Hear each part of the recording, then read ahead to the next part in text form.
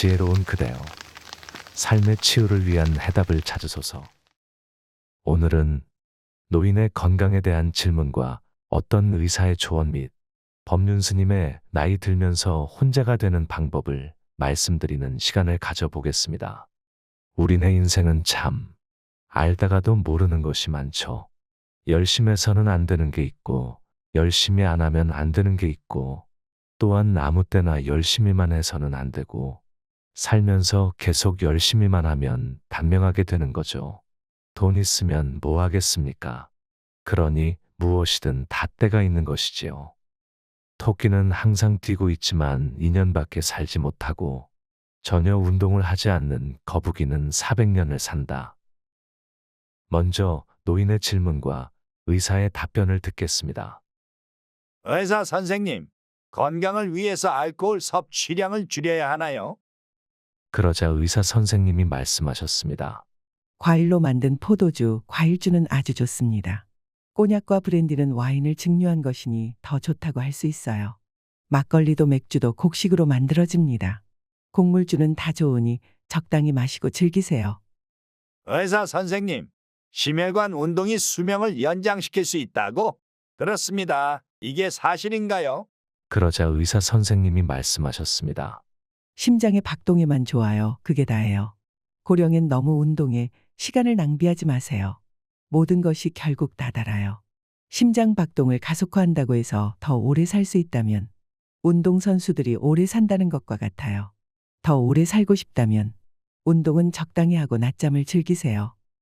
그럼 운동 프로그램에 참가하는 것의 장점은 무엇입니까? 글쎄요. 어울림이지요. 여럿이 만나서 활력을 갖는 것입니다. 내 철학은 일부러 힘든 운동은 안 하는 것입니다. 의사 선생님, 튀긴 음식이 몸에 안 좋다고 하는데 맞나요? 그러자 의사 선생님이 말씀하셨습니다. 듣지 마세요. 야채를 기름에 튀긴 음식이 왜 더 나빠지나요? 과식만 금하시고 고령엔 뭐든 즐기면 됩니다. 그럼 초콜릿이 나쁜가요? 코코아도 콩이고 야채지요. 가장 기분 좋은 음식이죠. 인생은 잘 보존된 몸으로 안전하게 무덤에 도착하려는 의도로 가는 여행이 되어서는 안 됩니다. 고령이 되어서는 오히려 옆으로 일탈하여 한 손엔 꼬냑, 다른 한 손엔 초콜릿을 들고 몸은 완전히 다 닳도록 사용하고 죽으면서 와우, 나는 멋진 인생을 살았어 라고 외쳐야 합니다. 모두 다 죽을 것이기 때문에 좋아하는 것을 드시며 즐기세요. 러닝머신의 발명가는 54세의 나이로 세상을 떠났다. 잼 발명가는 57세의 나이로 세상을 떠났다. 세계 보디빌딩 챔피언은 41세의 나이로 세상을 떠났다. 세계 최고의 축구선수 마라도나는 60세의 나이로 세상을 떠났다. 하지만 KFC 발명가는 94세에 사망하였다. 누텔라 브랜드의 발명가가 88세의 나이로 세상을 떠났고, 담배 제조사 윈스턴은 102세 나이로 세상을 떠났고, 헤네시 꼬냑 발명가는 98세에 세상을 떠났답니다. 그럼 어떻게 의사들은 운동이 수명을 연장시킨다는 결론에 도달했을까요? 그것은 활기찬 중장년 인생일 때만 해당되는 결론입니다. 토끼는 항상 뛰고 있지만 2년밖에 살지 못하고, 전혀 운동을 하지 않는 거북이는 400년을 삽니다. 그러니 나이가 들면서 더더욱 고령분들은 더 오래 살려고 무리하게 운동하면서 뭐가 좋다 안 좋다 하면서 지나친 식단 관리는 삶을 지치게 할 뿐이고, 먹고 싶은 것도 못 먹고 눈을 감을 수 있으니 마음 편안하게 무엇이든 즐기며 하루하루를 평온하고 행복하게 살다가 영원한 수면 속으로 가시는 게 좋을 것 같습니다. 이번에는 나이가 들수록 혼자 되어야 하는 이유와 홀로서기를 하는 방법에 대하여 이야기를 해보겠습니다. 나이가 들수록 사람들과의 만남이 조금씩 줄어든다. 어린 시절 평생을 함께 할 것 같았던 친구들과 자연스럽게 알게 되었던 새로운 사람들도 각자의 삶을 향하여 나를 떠나간다. 내 평생의 행복이었던 자식들도 독립하고 나와 함께하는 시간들은 겨우 생일이나 명절같이 특별한 날이 아니면 만날 수 있는 기회가 줄어든다. 직장에서 동고동락했던 동료들도 자기 살 길 찾아 하나둘씩 떠나고, 새로운 직원들이 입사해도 가까워진다는 건 쉽지 않다. 이제 세월 속에서 새로운 사람을 만날 기회보다 알고 지내던 사람과의 헤어짐의 빈도가 더 늘어난다. 어느덧 나의 지인은 가족 외에 얼마 남지 않았다.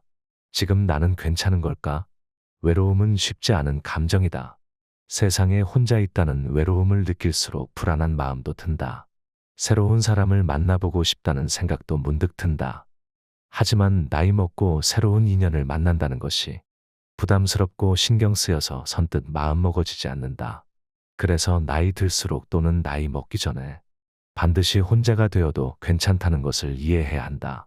여기서 혼자라는 의미는 주변에 가족도 없고 친구도 없이 독수 공방하는 것이 아니다. 자연인과 같이 사회에서 벗어나 세상과 단절되어 산속에서 혼자 사는 의미도 아니다. 혼자라는 진정한 의미는 내가 혼자 있어도 괜찮은 상태를 뜻한다. 억지로 세상과 단절하고 혼자 있는 것이 아니라 불가피하게 갑자기 혼자가 되더라도 받아들이고 잘 살 수 있는 것을 의미한다. 오히려 주변에 사람이 많아도 혼자 있는 시간을 만들어서 나 자신에게 더 집중하고 스스로를 존중하는 것을 의미한다. 철학자 몽테뉴는 나라는 존재를 아끼고 스스로를 소중하게 여기는 것은 성스럽고 숭고한 일이라고 표현했다. 주변에 사람이 많던 갑자기 혼자가 되건 상관없이 나를 향해서 숭고한 일을 행하게 되는 것이다.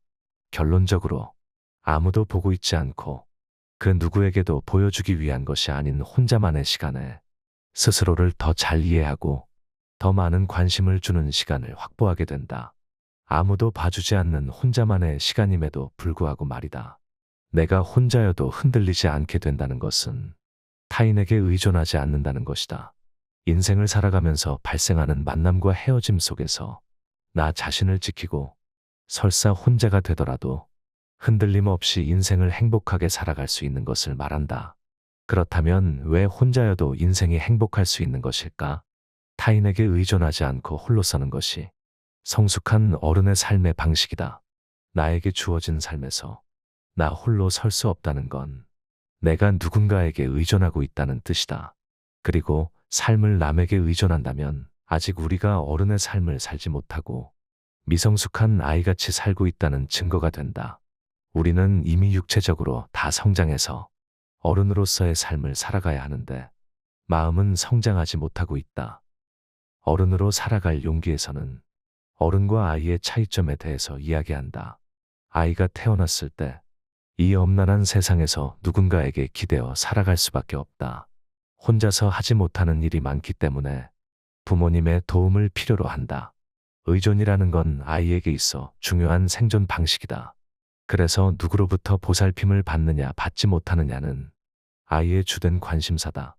하지만 신체적으로 다 자라서 어른이 되어도 이렇게 아이와 같이 의존적으로 행동하면 문제가 된다. 대학교에서 학원이나 과외 없이 스스로 공부하고 직장에서 나의 의사와 판단으로 업무를 하고 내 인생에서 닥쳐오는 문제들을 나 혼자 해결해야 하는 상황들이 주어진다. 그런 문제들은 우리에게 자립심을 가지고 주도적으로 행동할 것을 요구한다. 하지만 우리가 성인이 된 후에도 아이같이 누군가에게 의존해서만 일을 처리한다면 문제가 생긴다. 예를 들어 내 삶에 외로움이라는 문제가 생겼을 때 내면의 가치관에 따라서 판단하고 생각하는 것이 아니라 외부에서 해답과 도움을 찾게 된다. 이런 마음이 바로 의존심이다. 의존심이라는 마음에는 나는 혼자서 아무것도 할 수 없다고 생각하는 스스로에 대한 불신이 깔려 있다. 그래서 내가 외롭거나 힘들면 더 주변 사람들을 찾게 된다. 내가 이 사람과 친하지 않아도 별로 좋아하는 사람이 아니어도 상관없다.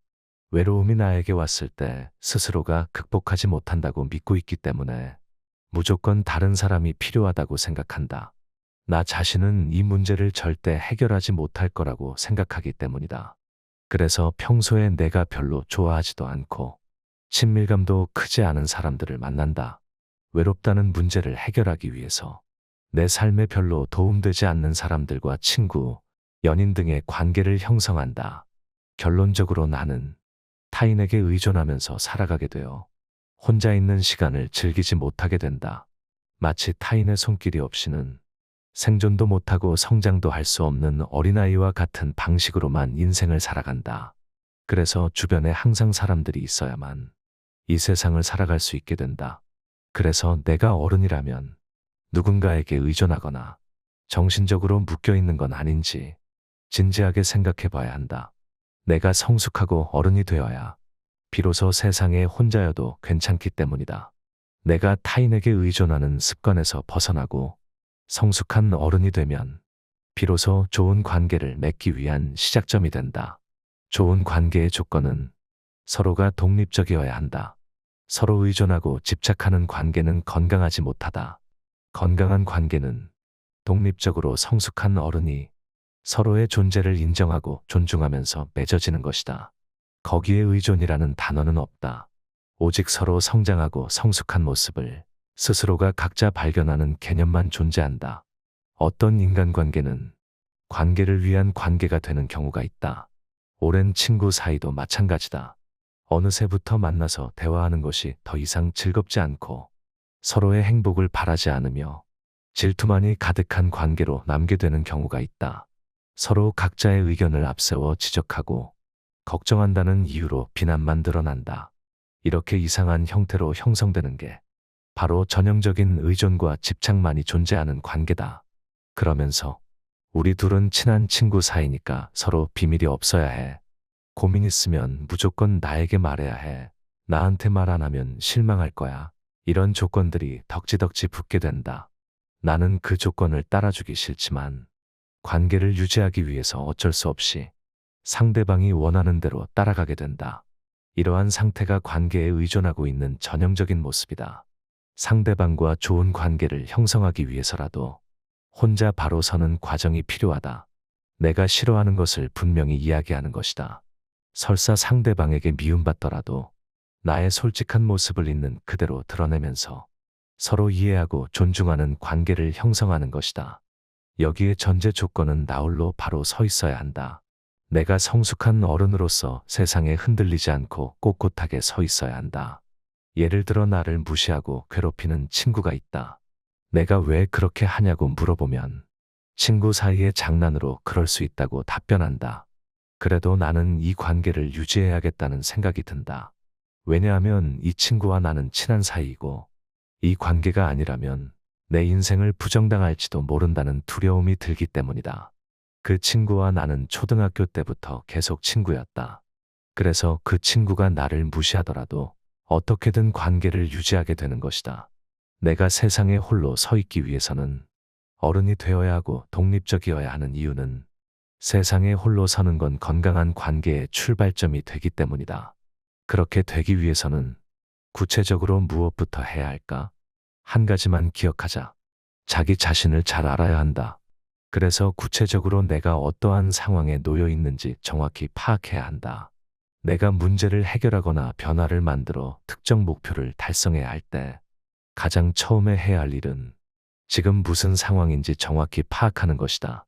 예를 들어 다이어트라는 목표를 세웠다면 자신의 식사 습관을 기록하는 행동을 시작한다. 내가 살이 찌는 원인이 잦은 고칼로리 식단에 있는지, 술을 너무 자주 먹어서인지, 야식이 원인인지 종합하면 그 이유를 정확하게 파악하게 된다. 그래서 주 3회 먹는 삼겹살은 주 1회 정도로 줄이고 돼지고기를 먹을 때는 밥 양을 줄이고 샐러드와 같이 먹어보는 방법으로 바꾸거나 탄산음료 대신에 탄산수와 같이 먹는 방법들을 찾아낼 수 있게 된다. 그리고 연구 결과에 따르면 자기 자신이 먹는 것들을 기록만 해도 자연스럽게 음식을 조절하게 되어 살이 빠질 확률이 높아지게 된다고 한다. 지금 나에게 벌어지고 있는 일들을 정확하게 파악만 해도 내 눈앞의 문제를 해결할 확률이 높아지게 되기 때문이다. 마찬가지로 내가 완벽한 혼자가 되려면 나 자신에 대한 이해도를 계속해서 높이는 작업을 해야 한다. 지금 내가 어떻게 행동하고 있고 나의 생각과 행동 패턴은 어떤지 나의 상태에 대해 파악이 되어 인지하는 것이다. 지금 나의 행동이나 주변 관계들을 파악했을 때, 아, 내가 스스로를 무너뜨리고 있구나라는 단 한 가지 깨달음만 얻어도 우리의 다음 행동은 달라지게 된다. 내가 성숙하지 못한 행동을 했구나 라는 깨달음만으로도 다음에는 다르게 행동해야겠다 라는 생각들로 이어지게 되고 문제를 해결하는 사고로 전향이 된다. 나는 내가 생각하는 것보다 훨씬 지혜롭고 똑똑한 존재이다. 다만 두려움, 외로움 같은 부정적인 감정들 때문에 어떤 특정 상황을 만나면 시야가 좁아지고 나의 능력을 모두 발휘하지 못하게 될 뿐이다. 그래서 나 자신을 이해하기 위한 행동들을 지금부터라도 해야 한다. 나를 이해하기 위해서 가장 추천하는 것은 바로 글쓰기다. 여러 가지 글쓰기가 있지만 그 중에서도 나 자신을 만나는 글쓰기를 해야 한다. 그 중에서 생각나는 대로 그냥 아무거나 써보는 프리라이팅이라는 글쓰기 방식이 있다. 아티스트 웨이라는 책에서는 매일 새벽마다 일어나서 온전히 머릿속에 생각나는 것을 그대로 글로 옮기는 모닝 페이지라는 프리라이팅 방법을 소개했다. 매일 아침 일어나 노트북이나 메모장을 펼치고 머릿속에 떠오르는 의식의 흐름을 그대로 적는다. 예를 들어, 오늘은 뭘 써야 하지? 오늘 아침 정말 피곤하다. 아, 회사 가기 싫다. 이렇게 머릿속에 떠오르는 것을 그대로 글로 옮겨 적어보는 것이다. 내가 지금 쓰고 있는 글이 좋거나 싫다는 평가나 판단을 하지 않는 것이 핵심 규칙이다. 이렇게 매일 아침을 글로 채워 넣는 것이다. 매일 아침 작성한 글은 정말 나 자신으로 가득할 것이다. 내 머릿속에 스쳐 지나가는 생각들을 글로 옮기면 스스로에 대해서 더 정확하게 볼 수 있게 된다. 내 머릿속에서 떠다니는 생각들은 시간이 지나면 흩어지고 만다. 그리고 여러 생각을 반복적으로 해서 머릿속에 가득하다면 전혀 정리되지 않은 채로 뒤죽박죽 남아있을 것이다. 지금 내가 살고 있는 공간이 온갖 잡다한 물건으로 어질러져 있고 먼지 때문에 앞이 잘 보이지 않을 정도로 더럽다고 생각해보자. 나에게 익숙한 공간이지만 어떤 물건들이 어디에 얼마나 있고 쓸모없는 물건은 없는지 잘 파악되지 않을 것이다. 내가 필요한 물건을 찾는데도 한참이 걸릴 것이다. 하지만 깔끔하게 정리된 방은 다르다. 정확하게 물건이 어디에 있고 얼마나 있는지 한눈에 보인다. 내 생각을 글로 옮기는 것은 머릿속에 뒤죽박죽 얽혀있는 나의 생각을 정리하는 작업이다. 내가 쓴 글을 읽어보면 나 자신에 대한 이해가 빨라진다. 글이라는 도구는 어떤 지식이나 상황을 전달하는 것에 특화되어 있다. 우리는 글을 통해서 복잡하게 얽혀있는 생각이나 감정 그리고 마음에서 일어나는 일들을 나 자신에게 전달할 수 있다. 그래서 나의 생각을 글로 정리하는 건 내가 나 자신에게 어떤 생각을 하고 있는지를 스스로에게 전달하는 행동이다. 글쓰기는 나를 정확하게 바라보기 위한 훌륭한 수단이 된다. 프리라이팅 외에도 일기를 써보거나 내가 지금 생각하고 있는 것들을 소재로 글을 써보는 것도 좋다.